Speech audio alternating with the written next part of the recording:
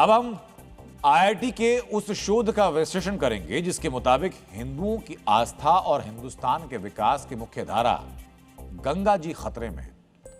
आज आपको ये जानना चाहिए कि कैसे गंगा जी के विलुप्त होने का खतरा समय के साथ साथ बढ़ता जा रहा है। आज आपको समझना चाहिए कि ऐसा क्यों हो रहा है, क्योंकि इस शोध में जो दावे किए गए वो दावे चिंताजनक हैं।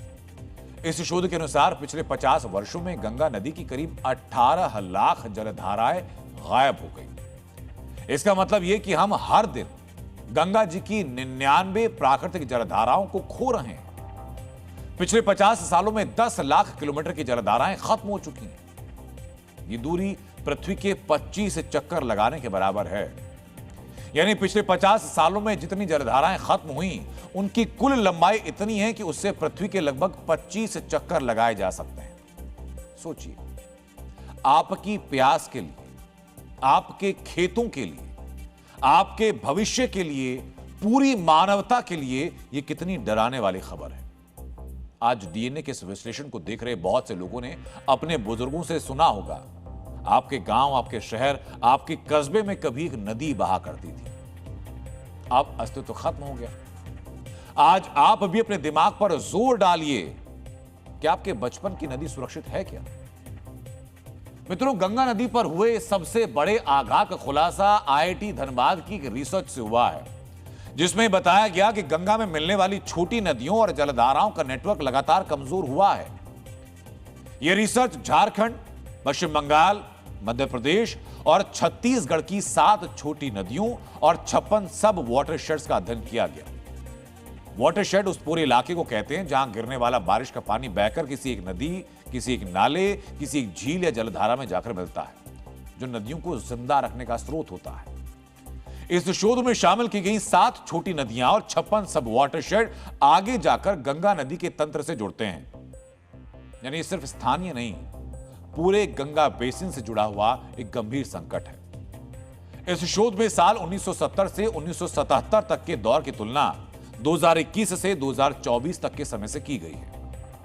इस शोध में देखा गया कि इस क्षेत्र में पहले कितनी छोटी जलधाराएं थीं, उनकी लंबाई कितनी थी, उनमें पानी का बहाव कैसा था और आज उनकी स्थिति क्या है। जब पुराने नक्शों को और आज की सैटेलाइट इमेज की तुलना की गई तो यह मालूम चला कि लाखों छोटी प्राकृतिक धाराएं गायब हो चुकी हैं।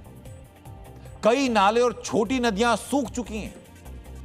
कुछ पर कब्जा हो गया है तो कुछ खनन और निर्माण में खत्म हो गई। रिसर्च के अनुसार छोटी सहायक धाराओं के कमजोर होने से कई नदियां अब साल भर भी पानी नहीं रख पा रही हैं। बरसात के बाद उनका प्रवाह तेजी से घट जाता है। आज आपको इस रिसर्च को देखने वाले प्रोफेसर अंशु माली की बात को बहुत ध्यान से सुनना चाहिए। नदियों का प्राकृतिक धाराओं के विलुप्त होने का जो मुख्य कारण है भूमि उपयोग में आमूल-चूल परिवर्तन। हम लोगों ने जो बैलेंस तरीके से जो हमें अपने लैंड यूज प्रैक्टिस अडॉप्ट करनी चाहिए थी उस पर कभी अमल किया ही नहीं गया है। हमें जहाँ तक अनुमान है कि हम 2030 तक अपने रिवर गंगा के विस्तार को बहुत तेज़ी से विलुप्त होता देखेंगे और उसका सीधा प्रभाव लैंडस्लाइड पे, एक्वीफर रिचार्ज पे और फ्लैश फ्लड्स पे, ड्राउट पे, एग्रीकल्चर प्रोडक्टिविटी डिक्रीज करने पे, ये सब पे होगा। इस रिसर्च के अनुसार पहले इन इलाकों में ड्रेनेज डेंसिटी लगभग 2 किलोमीटर थी, लेकिन अब घटकर 1 किलोमीटर से कम हो गई है। ड्रेनेज डेंसिटी का आसान मतलब यह कि किसी इलाके में पानी बहने के प्राकृतिक रास्ते कितने ज्यादा हैं या कितने कम हैं। जहां बहुत सारी छोटी धाराएं हैं, बारिश का पानी अलग अलग रास्तों से बहता है, पानी जमीन में जाता है, तो वहां ड्रेनेज डेंसिटी ज्यादा होगी। जहां ज्यादातर धाराएं खत्म हो गई, पानी के रास्ते बंद हो गए, सिर्फ 1-2 बड़े नाले बचे, तो वहां ड्रेनेज डेंसिटी कम होगी। ड्रेनेज डेंसिटी कम होने का मतलब धरती की प्राकृतिक जल निकासी व्यवस्था कमजोर हो रही है। इस शोध में गंगा के सिकुड़ने का कारण भी बताया गया। कृषि विस्तार, सड़क निर्माण, शहरीकरण के अलावा अवैध रेत खनन से नदी तंत्र पर भारी दबाव पड़ा है। इस वजह से देश में नदी घाटियों का क्षेत्र तेजी से कम हुआ है। पहले देश के लगभग 9 से 10% जमीन नदी और घाटियों में आती थी, अब ये घटकर सिर्फ 0.5 से 3% रह गई है। यानी नदियों के फैलाव और प्राकृतिक बहाव के लिए जमीन उपलब्ध तेजी से कम हो गई है।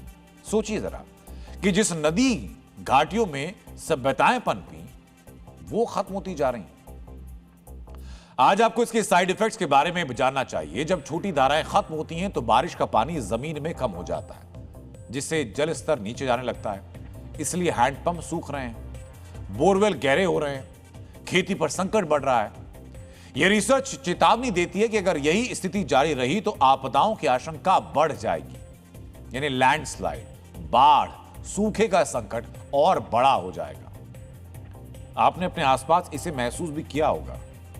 पानी अब प्राकृतिक तरीके से नियंत्रित नहीं हो पा रहा है।